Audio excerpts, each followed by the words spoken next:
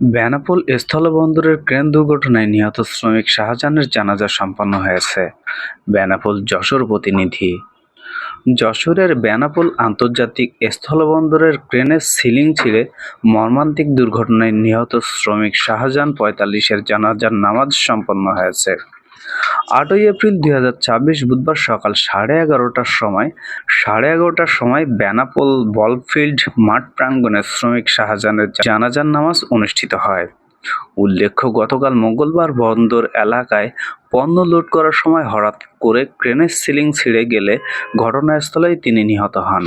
এই ঘটনায় আরও একজন শ্রমিক আহত হন বলে জানা গেছে।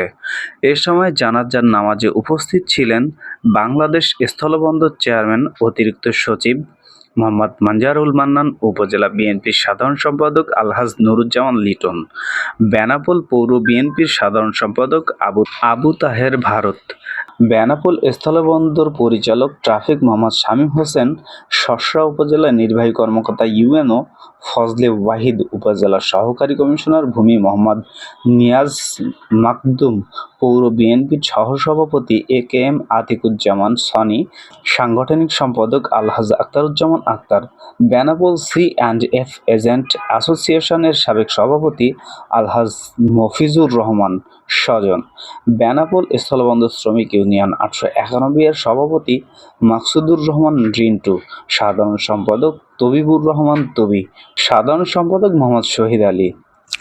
আরও উপস্থিত ছিলেন উপজেলা যুবদলের আহ্বায়ক মোস্তাফিজুর সেলিম, পৌর যুবদলের আহ্বায়ক মফিজুর রহমান বাবু, সদস্য সচিব রায়হানুজ্জামান দীপু সহ বেনাপোল স্থলবন্দরের সকল শ্রমিকবৃন্দ এবং স্থানীয় সকল পর্যায়ের সাধারণ মানুষ উক্ত জানাজার নামাজে উপস্থিত ছিলেন। জানাজায় উপস্থিত সবাই মরহুমের রুহের মাগফিরাত কামনা করেন এবং শোকসপ্ত পরিবারের প্রতি গভীর সমবেদনা জানান।